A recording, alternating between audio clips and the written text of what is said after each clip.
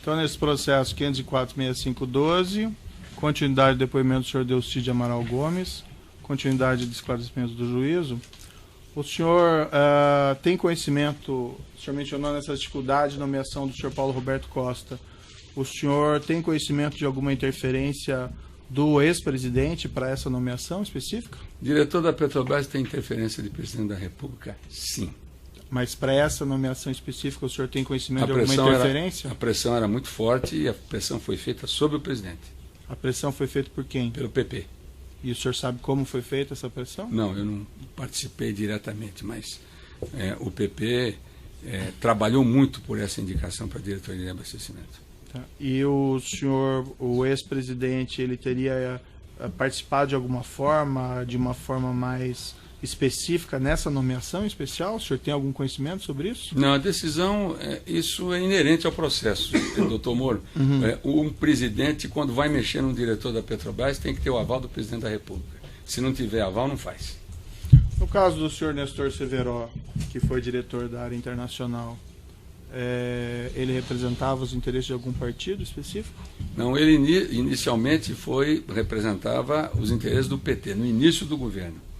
Depois, quando veio o mensalão, ele passou a trabalhar muito mais para o PMDB. E, de certa maneira, o PT ficou afastado dentro desse processo. Como assim trabalhar para o PMDB? O que o senhor quer dizer? Trabalhar dentro da estrutura que o PMDB necessitava para fazer a política rodar, para as campanhas eleitorais e a participação do PMDB nos projetos que eram tocados na área internacional. Mas o senhor quer dizer arrecadar recursos em contratos da Petrobras? Sem dúvida. E depois ele acabou sendo afastado. Vossa Excelência, Vossa Excelência está sugerindo. Estou esclarecendo o que ele quer dizer. Trabalhar, o termo trabalhar. Vossa Excelência fez a afirmação. Então, além de Vossa Excelência estar produzindo a prova do Ministério Público, ainda está colocando palavras na boca da testemunha. Não estou, doutor. Está indeferida a questão. O senhor Nestor Severo, depois ele acabou saindo da diretoria da Internacional da Petrobras. O que aconteceu que ele perdeu essa posição? Ele foi para a BR. Mas o que aconteceu politicamente? Por que ele perdeu isso? Porque o PMDB da Câmara reivindicou a diretoria internacional por causa da votação da CPMF. E houve efetivamente um desentendimento dentro do PMDB entre o Senado e Câmara, e aí prevaleceu o posicionamento da Câmara e foi indicado o Zelada para a diretoria internacional, representando o PMDB da Câmara dos Deputados. É importante, doutor Moro, só para registrar, aprovaram na Câmara a CPMF e a CPMF caiu no Senado. Mas o que aconteceu? Que ele perdeu o cargo, mas ele foi nomeado para a BR Distribuidora. O senhor acompanhou esse procedimento? Não acompanhei de perto, não. Então, senhor juiz, a defesa arguiu, e está no Tribunal Regional Federal da 4ª Região, a suspeição de Vossa Excelência. Vossa Excelência não cedeu por suspeito. Vamos ver como é que o tribunal vai decidir. Mas a suspeição de Vossa Excelência resulta exatamente disto. É que Vossa Excelência se coloca na posição do Ministério Público. E Vossa Excelência quer produzir prova. A suspeição vem exatamente disso. Vossa Excelência está comprometida com o processo de produção de prova. Certo. E Vossa Excelência, que não pode produzir prova na audiência, está produzindo prova, está trazendo informação para o processo que não foi objeto de questionamento aqui durante essa audiência. Então é por isso que Vossa Excelência continua sendo suspeito para a defesa. Tá bom, doutor. Está anotada a sua questão. A sessão não foi rejeitada pelo juízo. E o que consta aqui na letra expressa da lei é que o juiz pode fazer perguntas para esclarecimento sobre o objeto da inquirição, não trazer sobre fatos novos. Doutora, a interpretação que prevalece na audiência é a interpretação do juiz, certo? Sim, e é o que estamos interpretando. O juiz é passageiro, a lei é que é permanente. Tá bom, doutor.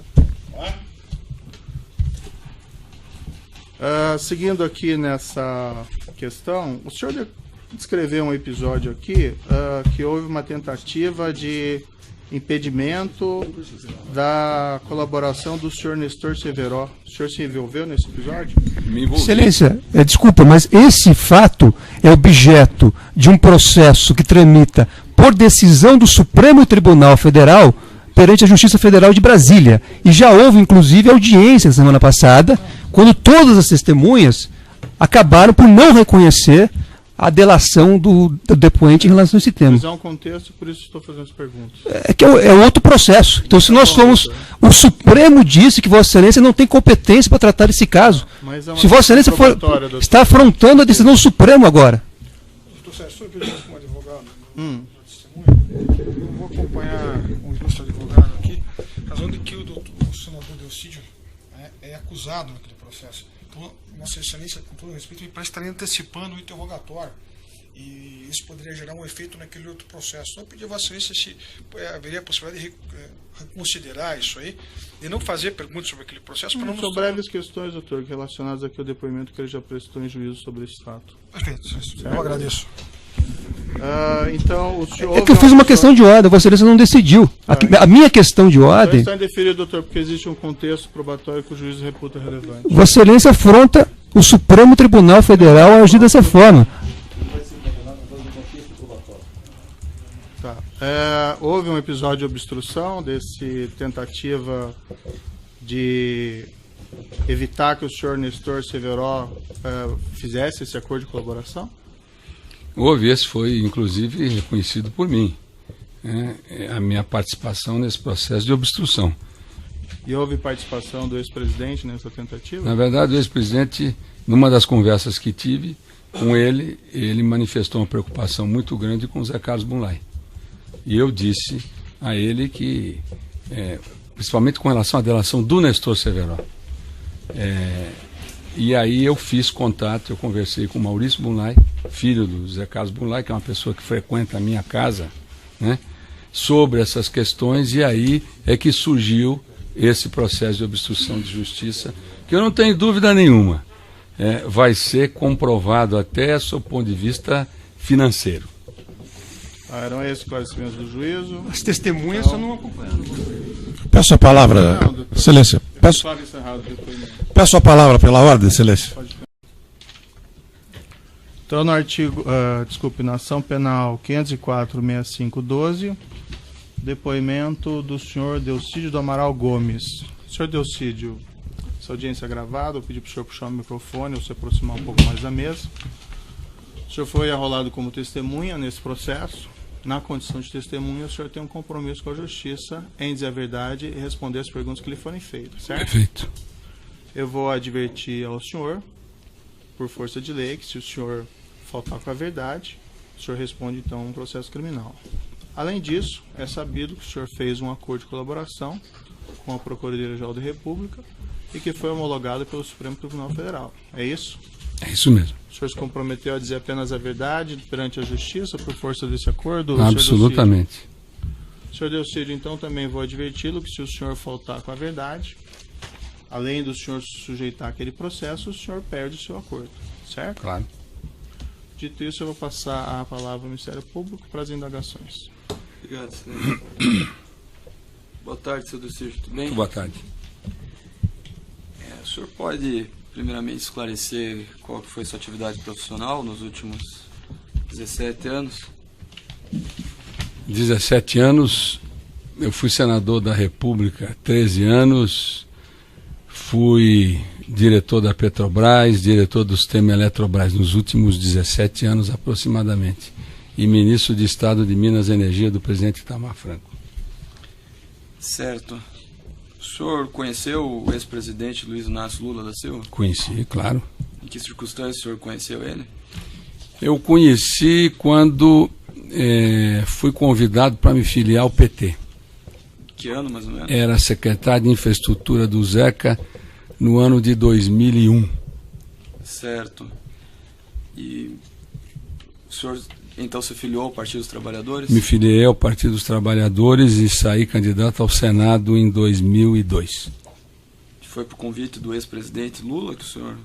Na verdade, ele me convidou para me filiar ao partido e depois, uma consequência natural, foi o meu lançamento como candidato, pré-candidato ao Senado, na chapa com o então governador Zeca do PT.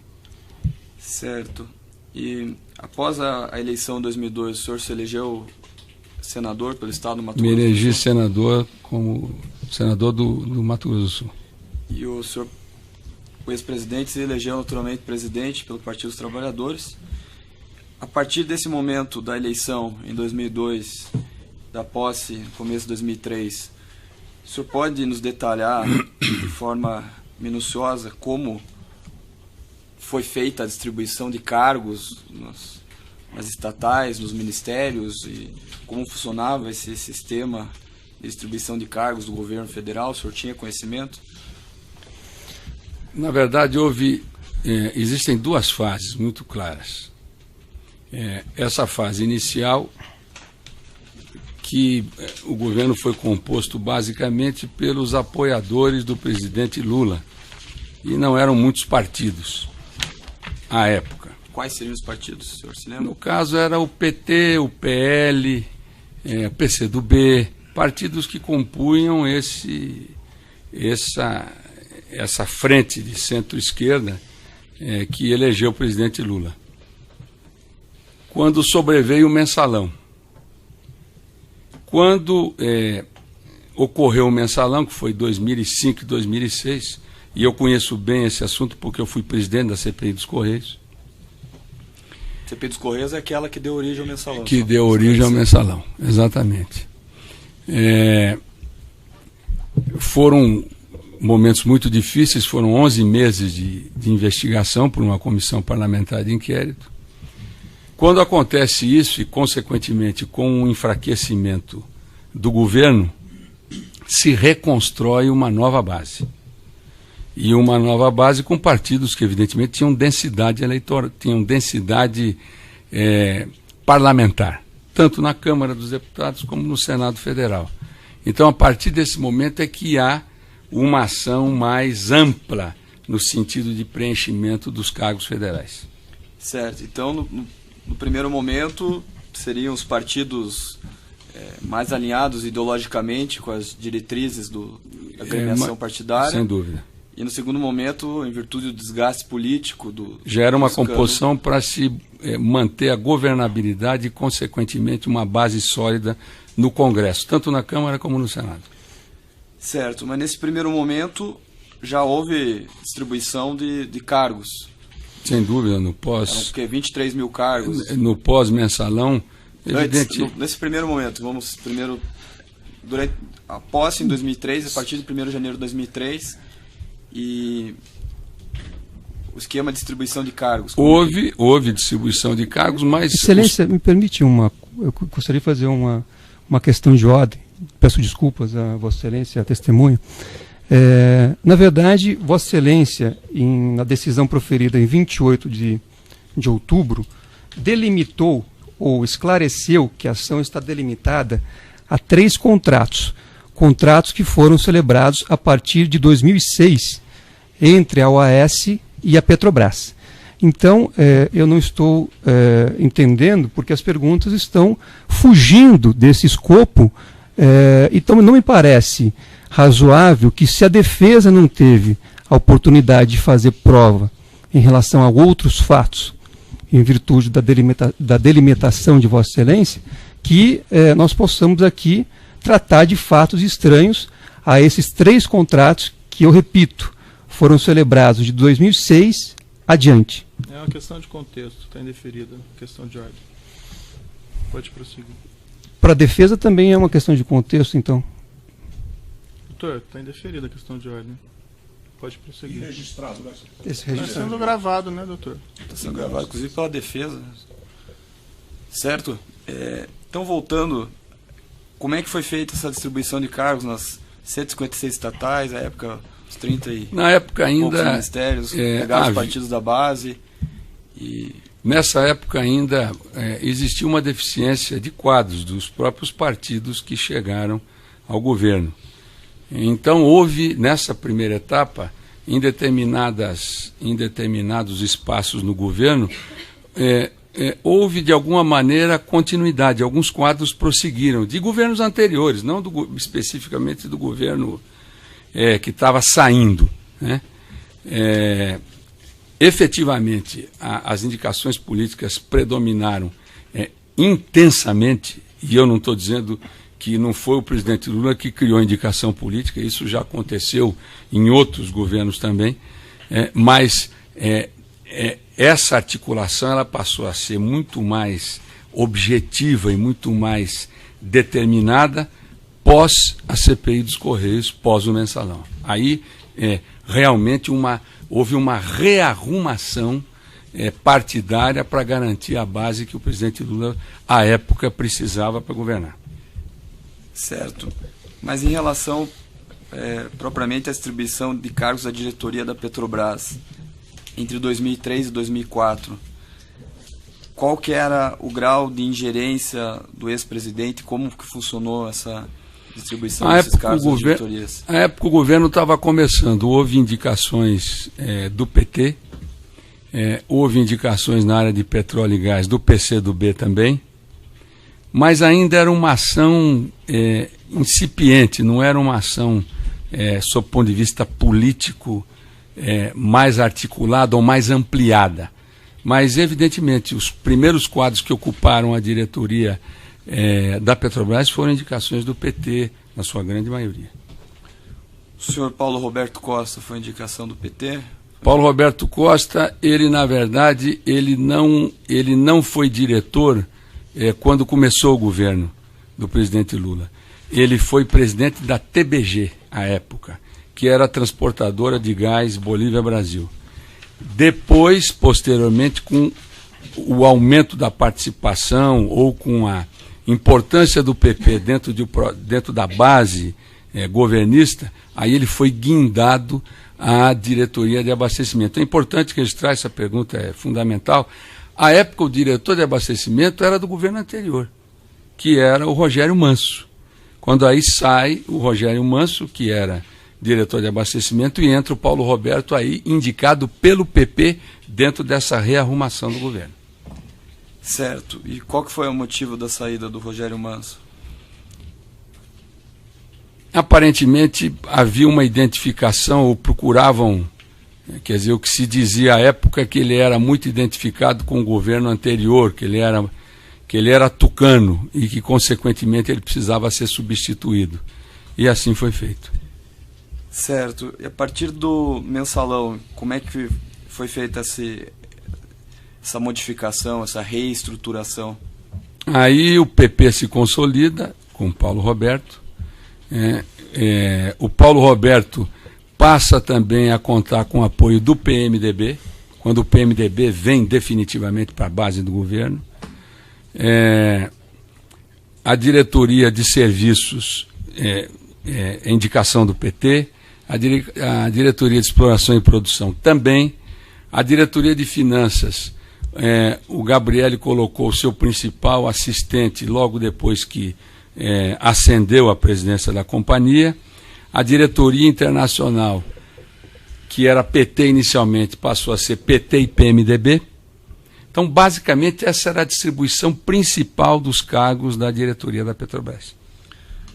A Petrobras tinha uma relevância superior às outras estatais, uma relevância estratégica? Sem dúvida nenhuma. E por qual motivo? A Petrobras, primeiro, é a única companhia que o presidente da Petrobras, ele é indicado pelo presidente da República. As outras estatais, isso não predomina, mas no caso da Petrobras, o presidente da companhia é indicado pelo presidente da República. Isso demonstra a importância que a Petrobras tem em qualquer governo. Eu, quando fui ministro de Itamar, nós dizíamos no ministério o seguinte, doutor Moro, que nós fingíamos que mandávamos na Petrobras e a Petrobras fingia que obedecia a gente lá no ministério. O presidente da Petrobras despacha normalmente com o presidente da República. O ministro de Minas e Energia é uma espécie assim de linha auxiliar. A Petrobras, pela sua importância, pelo seu impacto na economia brasileira, ela sempre recebeu um tratamento diferente. Negar isso é não entender a história da Petrobras e as suas relações com os governos. Certo. Nesse esquema de indicações políticas para cargos estratégicos dentro do governo federal, inclusive na Petrobras... Excelência, na verdade, o uso da palavra... A acusação está fazendo uso da palavra, doutor. Eu sei, eu só estou ponderando com o juízo. Eu vou deixar Vossa Excelência utilizar. Só ponderando com o juízo, uma questão de ordem. Vossa Excelência está usando palavras que induzem a testemunha. Então, esquema de nomeação é uma palavra que não me parece apropriada para a pergunta. Então, eu submeto a questão ao juízo, pedindo que... Não tem indução em mencionar esquema de distribuição. Esquema não significa necessariamente algo ilícito. Bom, então, com esse esclarecimento de Vossa Excelência... É a palavra utilizada na denúncia o tempo todo. Exatamente. O esquema de corrupção da Petrobras, o esquema, sabe, Sim, mas agora eles reportou esquema de distribuição de cargos. Esse esquema, essa palavra não é uma palavra da denúncia. Tá bom, está indeferido, então pode prosseguir. Obrigado, Excelência. E o doutor tem que falar no microfone quando quiser intervir no processo. Eu não tenho culpa se só tem 2 microfones. Então o doutor peça o microfone para falar na próxima vez. Peça o microfone para falar, que é gravado, não tem como gravar, não fica falando do que o doutor fala. Eu falo mais alto. Prossiga, por gentileza. Obrigado, Excelência. Nesse esquema de distribuição de cargos, governo federal, indicações políticas, qual que eram os compromissos que esses indicados políticos tinham que assumir perante os partidos? Eu queria só fazer um registro que o fato de existir, corroborando o que o doutor Moro falou, o fato de existir uma indicação política, isso não quer dizer necessariamente que alguém está sendo indicado para roubar. Você tem que deixar bem claro isso, né? Às vezes eu fico preocupado com tentam sempre... O foco é a história na Inquisição. Eu não matei Joana d'Arc. Ninguém falou nada já. Eu não matei Joana d'Arc. Mas ninguém perguntou isso, ninguém está tratando disso. Nós estamos falando sobre uma sistemática que é adotada pelos governos. Bom, quando há essa virada de governo com o mensalão, foram feitas indicações políticas e, no meu ponto de vista, e em função até de tudo aquilo, como líder do governo, como líder do PT, inclusive, que eu fui em anos anteriores, da base do governo, existia efetivamente, nas primeiras tratativas, um compromisso de cada um dos indicados trabalhar pelos interesses dos partidos que o apoiaram. Essa era a estratégia montada, né? E é inegável isso está mais do que demonstrado, é muito claro isso, e acho que a partir desse momento, né, houve uma abordagem, essa questão das indicações políticas, ela passou a ser um processo muito mais sistêmico, um processo muito mais amplo do que, por exemplo, em situações anteriores. Isso é inegável. Uma consideração, questão de ordem.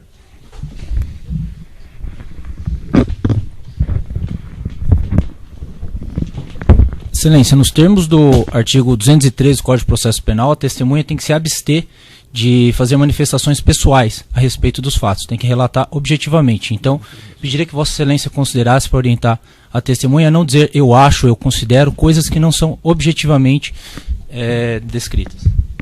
Acho que pode continuar a pergunta, para a gente tentar também ser mais objetivo aí. Qual que é a pergunta objetiva? Objetivamente, os indicados pelos partidos políticos para diretorias na Petrobras tinham que arrecadar propina?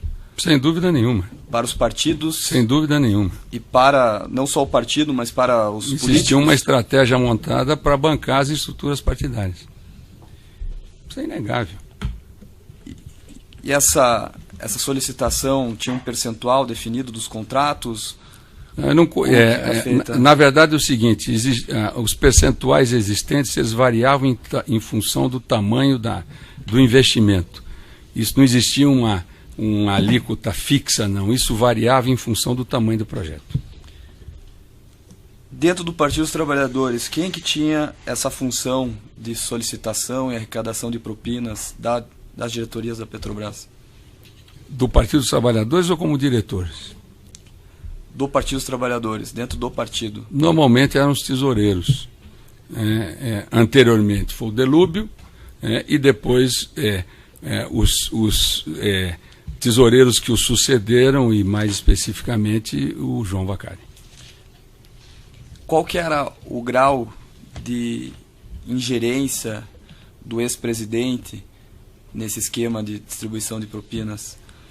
O presidente ele não entrava nos detalhes, mas ele tinha um conhecimento absoluto de todos os interesses que rodeavam a gestão da Petrobras e as diretorias e os partidos que apoiavam os diretores. O senhor utilizou uma expressão num depoimento. O ex-presidente sabia como a roda rodava. Sem dúvida nenhuma. O que isso significa e qual que são as circunstâncias que fazem o senhor chegar a essa Por conclusão? uma razão muito simples, procurador. A Petrobras, ela, de mais ou menos 2006 para cá, a Petrobras foi um instrumento, foi utilizada como um instrumento de desenvolvimento, como alguém, um catalisador de políticas governamentais, de conteúdo nacional. Ela funcionou como uma plataforma importantíssima, inclusive nas eleições de 2006. As eleições de 2006, os debates eram sobre, basicamente, Petrobras, presença do Estado. O modelo de exploração e produção do petróleo foi alterado porque havia um viés político intenso. Então, nesse caso específico, pelo papel que a Petrobras detinha, o presidente acompanhava muito mais de perto, porque ele tinha uma espécie de follow-up dos principais projetos desenvolvidos pelas diretorias. Dentre esses projetos desenvolvidos, ele tinha algum conhecimento do projeto Renest, refinaria Abreu e Lima, em Pernambuco? Não, ele conhecia bem, porque a Renest, esse projeto é um projeto que ele vem sendo trabalhado há décadas, e inclusive com a PDVSA. Mas claro que tinha conhecimento, ele não sabia de detalhes, mas ele sabia efetivamente a estruturação do negócio, o projeto em si e os interesses envolvidos, isso é inegável. E eu queria só registrar, mas assim, eu não sei, a classe política e a torcida do Flamengo inteira sabia disso aí, toda a classe política sabia, portanto é uma coisa até surreal esse tipo de afirmação. Esse pagamento de propina seria a regra do jogo? Nesse esquema que o senhor comentou, que não necessariamente indicação política significa que o cidadão estava lá para desviar recursos públicos. Mas dentro da Petrobras, dentro da diretoria de abastecimento, diretoria de serviços e diretoria... Eu posso continuar, doutor? O senhor quer fazer as intervenções? Eu estou observando, se Vossa Excelência me permite, eu estou observando que Vossa Excelência está pondo as palavras na boca da testemunha. Não, estou fazendo perguntas objetivas, doutor. Quando Vossa Excelência for perguntar, eu pretendo deixar Vossa Excelência trabalhar. Não, perguntando se essas eram as regras do jogo. Quer dizer, como é que você pode já colocar a resposta que você quer receber? Eu só pedi para fazer a pergunta mais curta, doutor. Basta que ele responda assim. Não precisa dizer mais nada. Você já dá a resposta. Já sugere, já induz. Certo. Pode prosseguir as perguntas? Certo. Dentro das diretorias da Petrobras, havia um quadro de corrupção sistemática que fazia o conhecimento dessas práticas serem notórios na classe política? Absolutamente. E com poucas exceções. Eu não posso dizer que isso foi generalizado. Eu quero citar, por exemplo, o Rogério Manso, quando foi diretor de abastecimento, teve uma conduta irretocável. Depois o próprio diretor de finanças. Mas nas demais diretorias, sim. Absolutamente. O senhor alguma vez conversou com o ex-presidente Lula a respeito desse tema? Não, ele não nos dava ousadia. E eu não tinha essa relação próxima com o presidente para ter esse tipo de diálogo com ele. Mas tinha muita informação, até porque eu sempre conversei com a maioria dos partidos políticos, com a classe política, e conheço a maioria dos empresários também que atuavam na Petrobras, até porque eu fui da casa. Certo.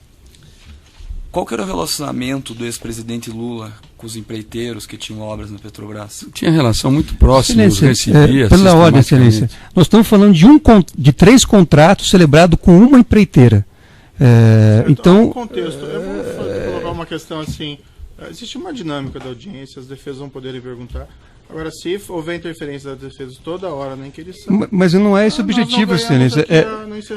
Eu só gostaria de pedir que Vossa Excelência me ouvisse. Doutor, existe um contexto e essa pergunta está dentro desse contexto. Mas Vossa Excelência permite que eu faça uma ponderação sem ser interrompido? Gostaria de fazer uma questão de ordem. Quando nós pedimos a produção de provas a Vossa Excelência foi muito claro e enfático ao dizer que a acusação se restringia a 3 contratos. E esses 3 contratos Doutor, envolvem a defesa uma empresa. pediu a cópia de todas as atas de licitações dos contratos da Petrobras em 13 anos. É diferente do Ministério Público fazer uma pergunta para a testemunha no momento. Excelência, nós Então, pedimos. está indeferido, doutor, Mas essa questão. é que eu Nós gostaria de, podemos prosseguir. pelo menos, poder fazer as minhas ponderações sem que acho Vossa Excelência no momento interferisse. próprio, Antes de a ouvir. defesa pode fazer as ponderações no momento próprio.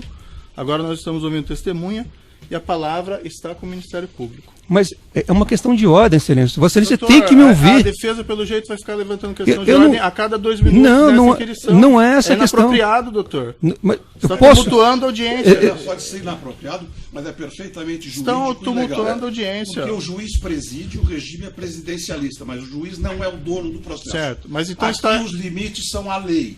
A lei é a medida de todas as coisas. E a lei do processo disciplina esta audiência. A defesa tem direito de fazer uso da palavra pela ordem para arguir questão de ordem. Ou, se Vossa Excelência quiser eliminar a defesa, e eu imaginei que isso já tivesse sido sepultado em 1945 pelos aliados, e vejo que ressurge aqui nesta região agrícola do nosso país. Se Vossa Excelência quiser suprimir a defesa, então eu acho que não há necessidade nenhuma de nós continuarmos nessa audiência. Doutor, a defesa está tumultuando a audiência, levantando questão de ordem atrás de questão de ordem, não permitindo aqui que o Ministério Público produza a prova. Tanto o Ministério Público tem direito a produzir a prova, como a defesa. Vossa Excelência me permite? Não, Na doutor. verdade, o que nós estamos tentando impedir é o induzimento da resposta. Na verdade, o que nós estamos querendo impedir é que o doutor promotor faça perguntas que não têm relação com a causa. Não tem relação com a causa. A causa está limitada Doutor, a 3 contratos. Essa questão já E foi nós não apreciada, estamos- há um contexto, o juiz está Mas permitindo. o contexto, qual é o contexto? Só existe na cabeça de Vossa Excelência. Que contexto é esse? O contexto para nós é a denúncia. Doutor, e onde é que o certo. contexto é a denúncia. Então está não é indeferido. aquele que existe na cabeça de Vossa Excelência. O contexto é a denúncia. Doutor, Nós pedimos que o Ministério Público se mantenha, portanto, no objeto da denúncia. Tá, então entendi a questão, está indeferido, existe um contexto. Pode prosseguir. É que houve um equívoco. Só, Não, doutor, aí mas- é possível que nós continuemos com essa audiência com a defesa, Excelência, adotando esse comportamento adequado. eu gostaria só de ser ouvido, porque cada vez que eu começo a O falar. seu colega já falou. Não, mas é que Vossa Tem Excelência. mais alguma coisa a dizer? Tenho. Excelência, Vossa Excelência disse que eu pedi ata dos últimos 13 anos. É verdade. Só que nós pedimos também provas periciais que foram indeferidas justamente sob o fundamento de que a ação se limita a 3 Então, eu contratos. peço que o doutor coloque por escrito e peço a reconsideração dessa prova apropriadamente. Nós podemos prosseguir ouvindo a testemunha, certo? As perguntas da acusação. Se a defesa permitir, obviamente. Faremos uso da palavra, Excelência, no legítimo exercício do direito de defesa.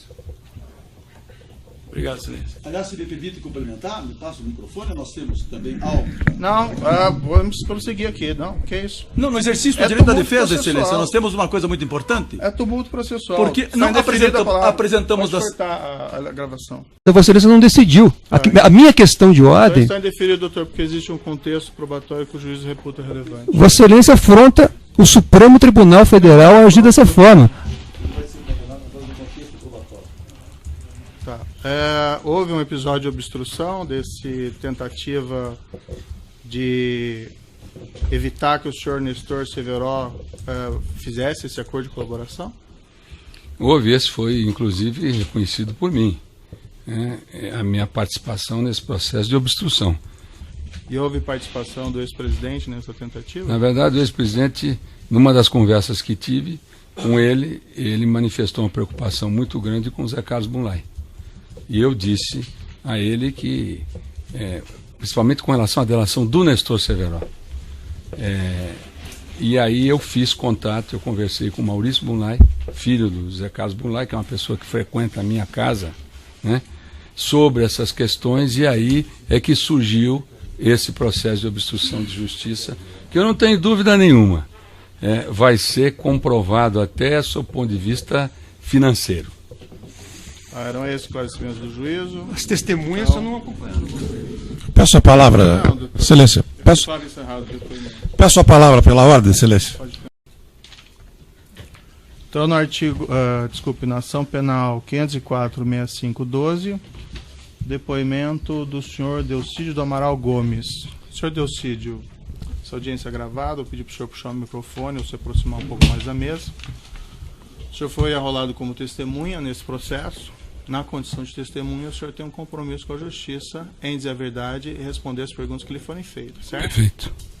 Eu vou advertir ao senhor, por força de lei, que se o senhor faltar com a verdade, o senhor responde então um processo criminal. Além disso, é sabido que o senhor fez um acordo de colaboração com a Procuradoria-Geral da República e que foi homologado pelo Supremo Tribunal Federal. É isso? É isso mesmo. O senhor se comprometeu a dizer apenas a verdade perante a justiça por força desse acordo? Absolutamente.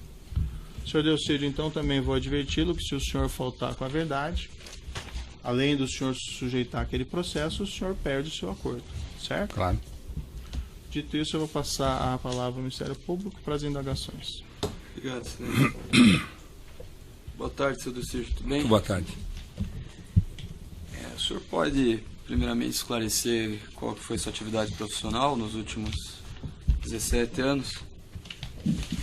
17 anos, eu fui senador da República, 13 anos, fui diretor da Petrobras, diretor do sistema Eletrobras nos últimos 17 anos aproximadamente, e ministro de Estado de Minas e Energia do presidente Itamar Franco.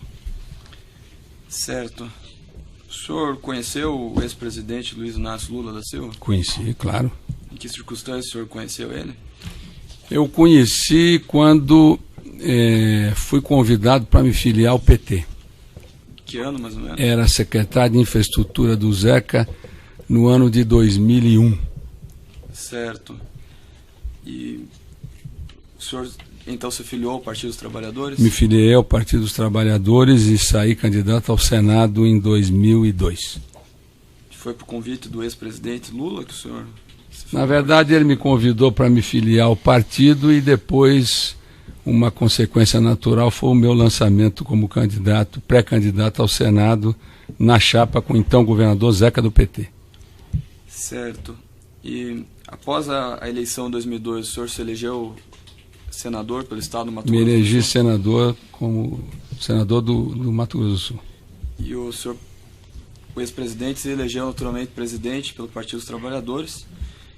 A partir desse momento da eleição, em 2002, da posse, no começo de 2003, o senhor pode nos detalhar de forma minuciosa como foi feita a distribuição de cargos nas estatais, nos ministérios, e como funcionava esse sistema de distribuição de cargos do governo federal? O senhor tinha conhecimento? Na verdade, existem duas fases muito claras. Essa fase inicial, que o governo foi composto basicamente pelos apoiadores do presidente Lula, e não eram muitos partidos à época. Quais seriam os partidos, o senhor se lembra? No caso era o PT, o PL, o PCdoB, partidos que compunham essa frente de centro-esquerda que elegeu o presidente Lula. Quando sobreveio o mensalão. Quando ocorreu o mensalão, que foi 2005 e 2006, e eu conheço bem esse assunto porque eu fui presidente da CPI dos Correios.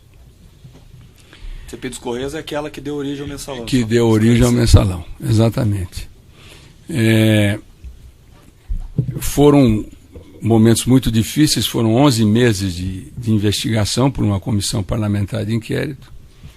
Quando acontece isso, e consequentemente com o enfraquecimento do governo, se reconstrói uma nova base. E uma nova base com parturação. Aí o PP se consolida com o Paulo Roberto.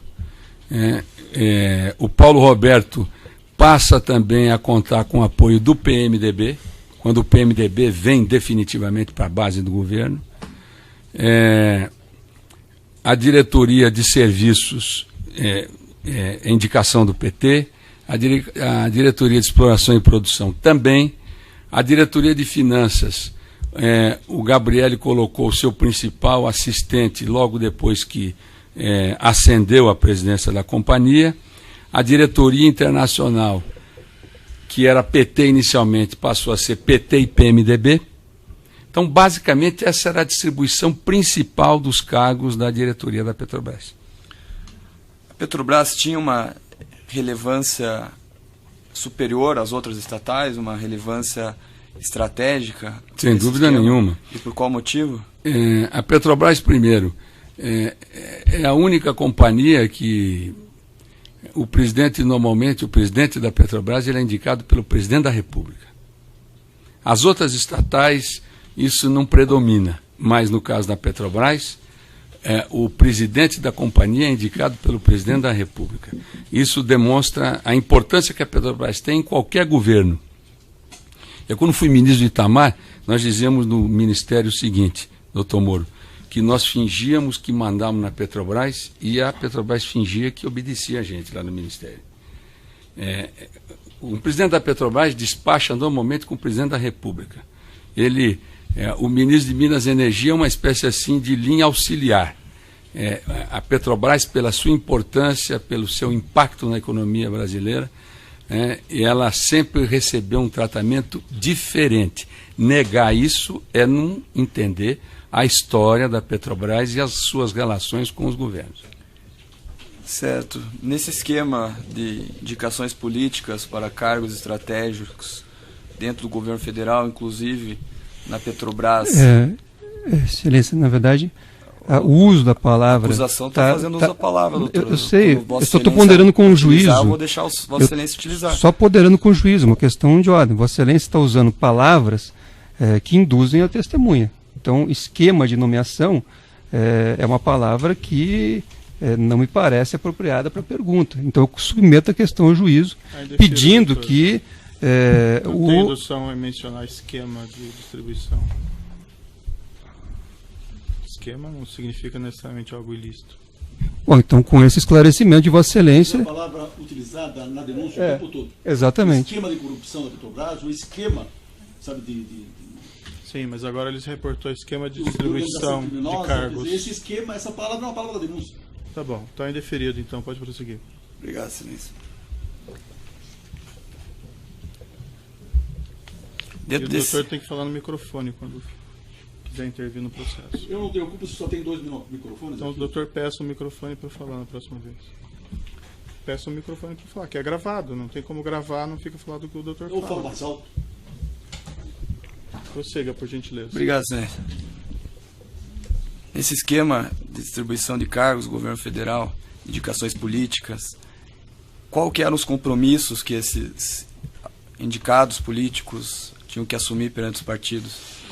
Eu queria só fazer um registro que o fato de existir, corroborando o que o doutor Moro falou, o fato de existir uma indicação política, isso não quer dizer necessariamente que alguém está sendo indicado para roubar.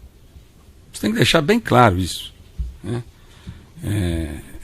Às vezes eu fico preocupado com tentam sempre... O foco é a história na Inquisição. Eu não matei Joana d'Arc. Ninguém falou nada já.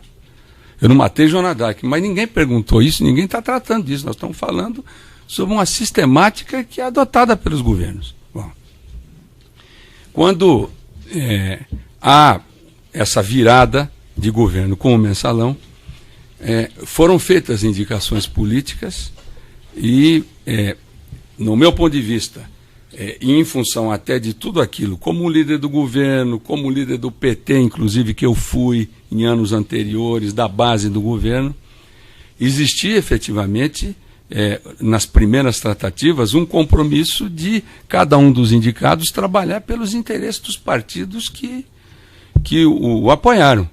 Essa era a estratégia montada, né? E é inegável isso está mais do que demonstrado, é muito claro isso, e acho que a partir desse momento, né, houve uma abordagem, essa questão das indicações políticas, ela passou a ser um processo muito mais sistêmico, um processo muito mais amplo do que, por exemplo, em situações anteriores. Isso é inegável. Uma consideração, questão de ordem.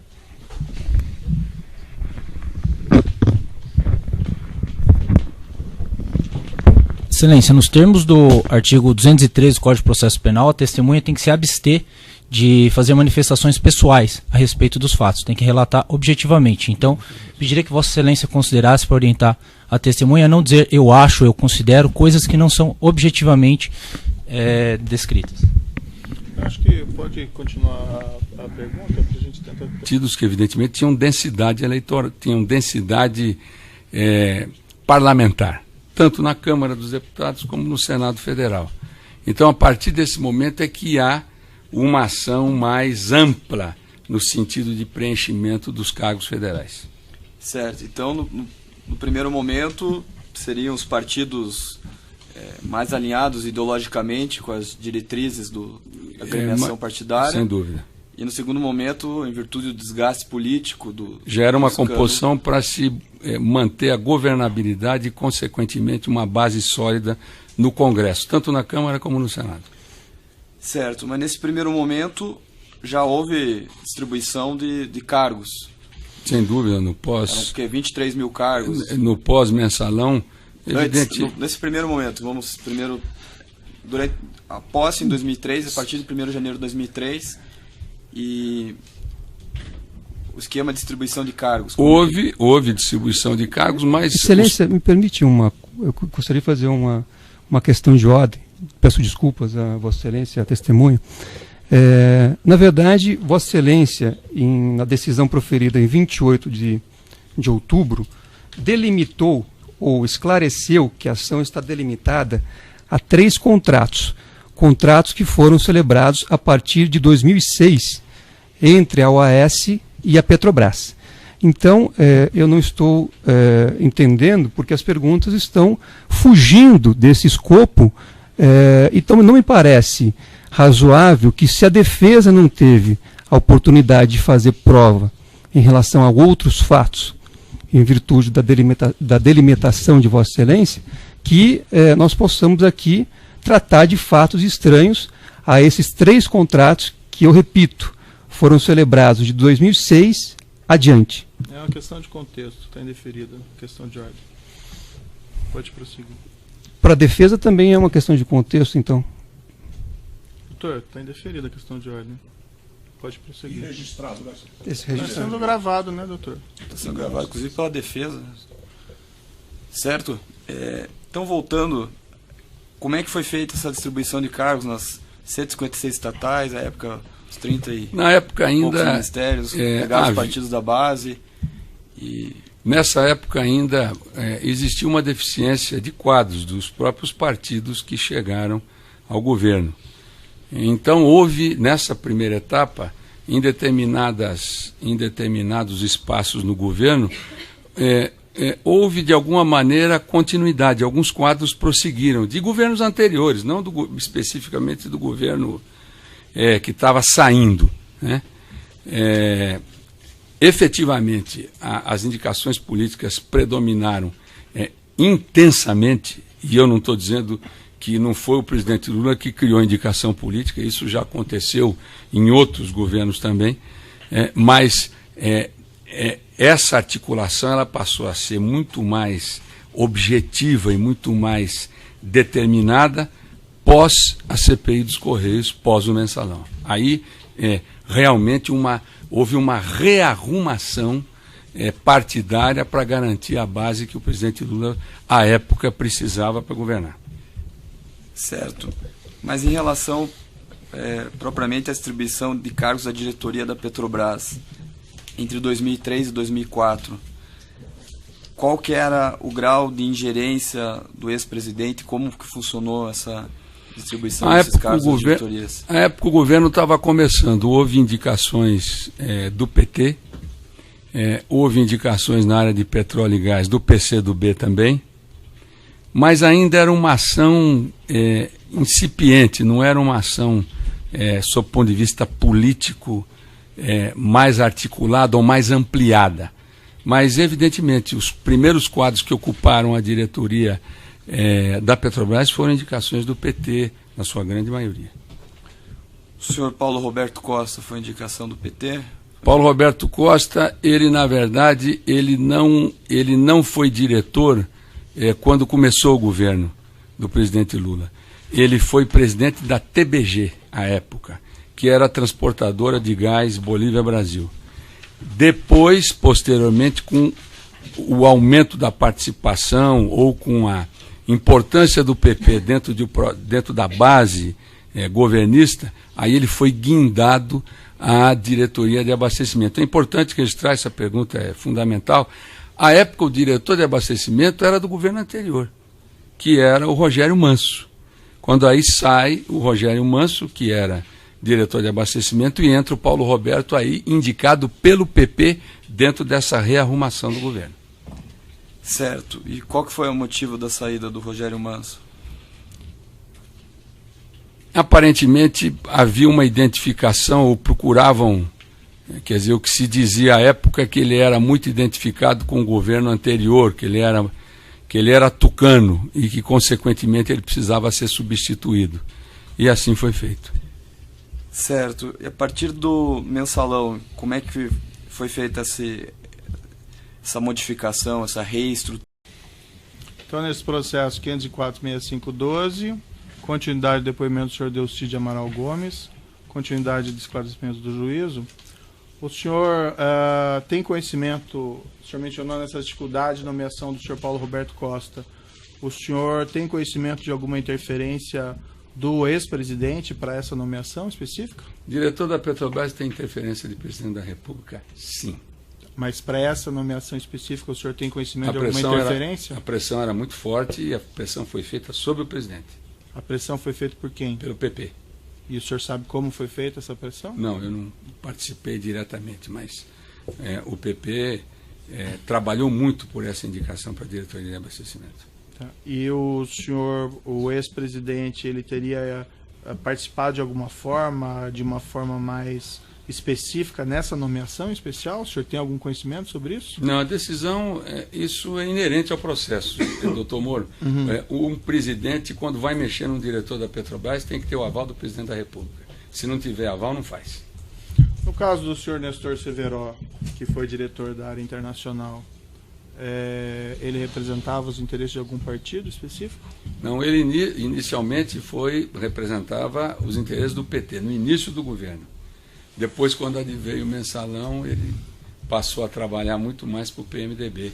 E, de certa maneira, o PT ficou afastado dentro desse processo. Como assim trabalhar para o PMDB? O que o senhor quer dizer? Trabalhar dentro da estrutura que o PMDB necessitava para fazer a política rodar, para as campanhas eleitorais e a participação do PMDB nos projetos que eram tocados na área internacional.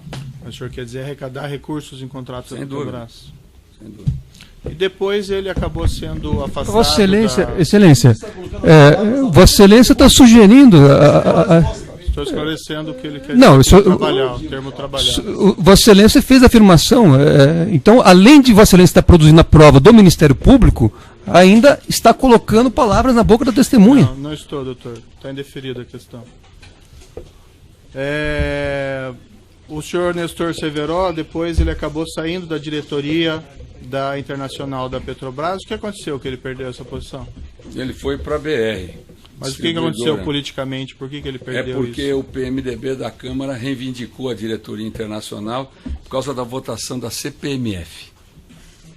E houve efetivamente um desentendimento dentro do PMDB entre o Senado e Câmara, e aí prevaleceu o posicionamento da Câmara e foi aí indicado o Zelada para a diretoria internacional, representando o PMDB da Câmara dos Deputados.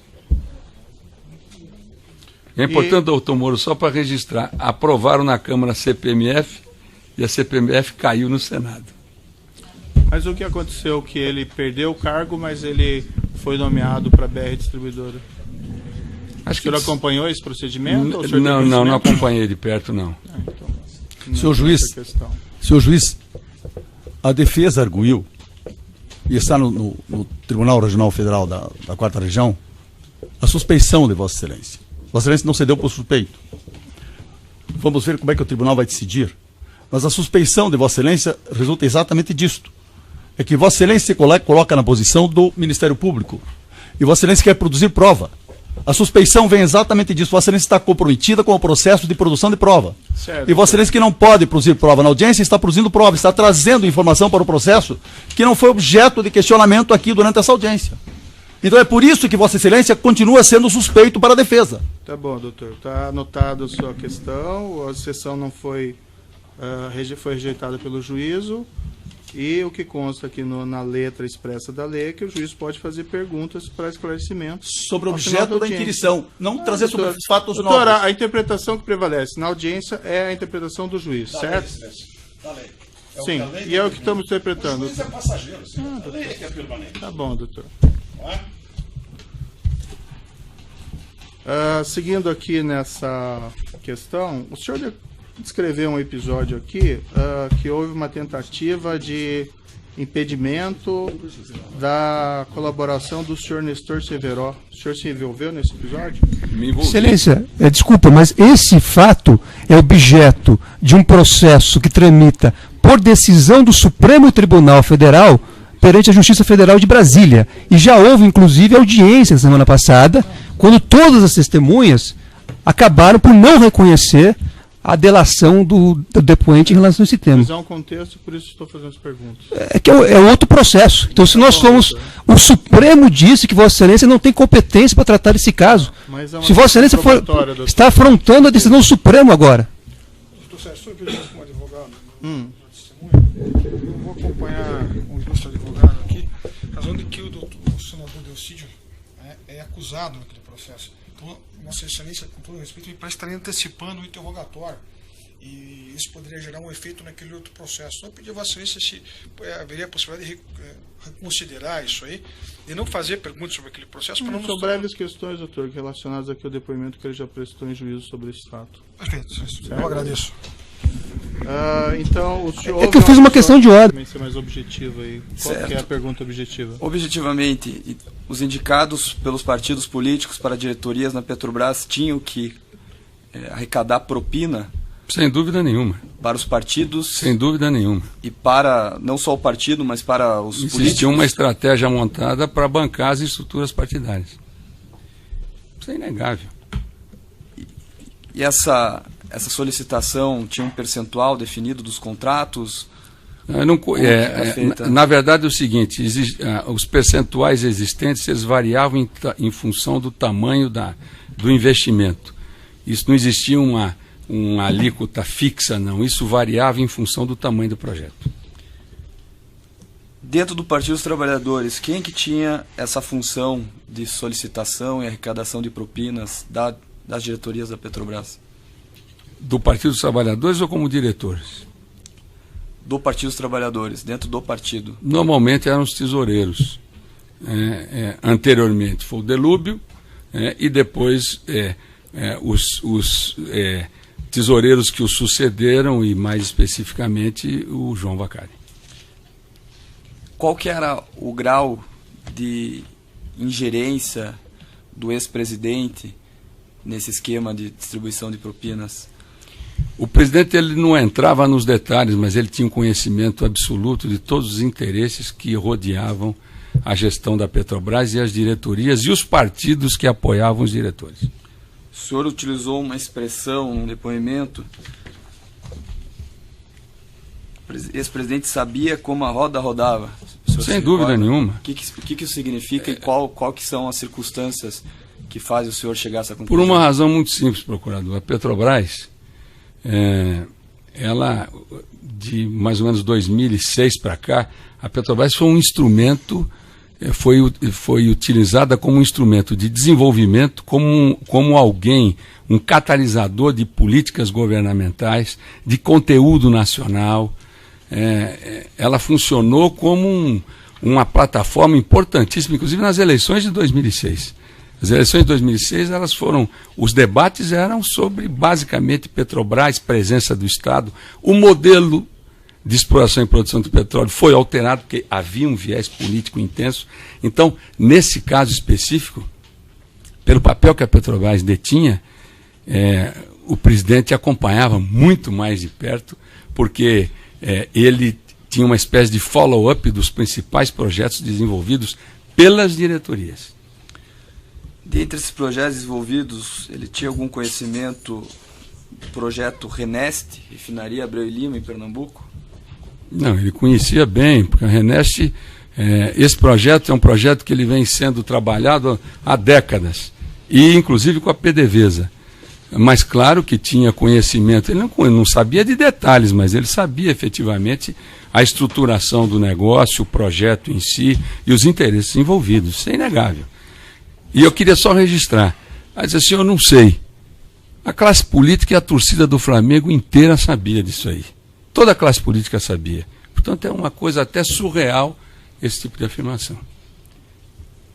Esse pagamento de propina seria a regra do jogo, nesse esquema que o senhor comentou, que não necessariamente indicação política significa que o cidadão estava lá para desviar recursos públicos.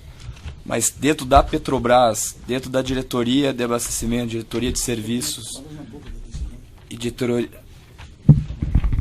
Eu posso continuar, doutor? O senhor quer fazer as intervenções? Eu estou observando, se Vossa Excelência me permite, eu estou observando que Vossa Excelência está pondo as palavras na boca da testemunha. Não, estou fazendo perguntas objetivas, doutor. Quando Vossa Excelência for perguntar, eu pretendo deixar Vossa Excelência trabalhar. Não, perguntando se essas eram as regras do jogo.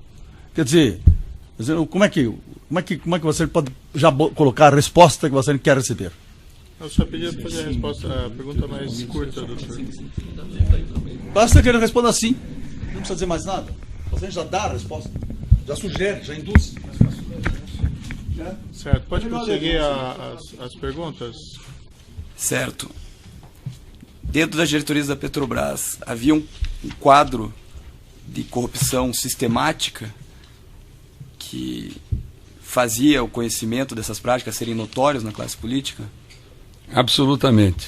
E com poucas exceções. Eu não posso dizer que isso foi generalizado. Eu quero citar, por exemplo, o Rogério Manso, quando foi diretor de abastecimento, teve uma conduta irretocável. Depois o próprio diretor de finanças. Mas nas demais diretorias, sim. Absolutamente. O senhor alguma vez conversou com o ex-presidente Lula a respeito desse tema? Não, ele não nos dava ousadia. E eu não tinha essa relação próxima com o presidente para ter esse tipo de diálogo com ele. Mas tinha muita informação, até porque eu sempre conversei com a maioria dos partidos políticos, com a classe política, e conheço a maioria dos empresários também que atuavam na Petrobras, até porque eu fui da casa. Certo. Qual que era o relacionamento do ex-presidente Lula com os empreiteiros que tinham obras na Petrobras? Tinha relação muito próxima, os recebia.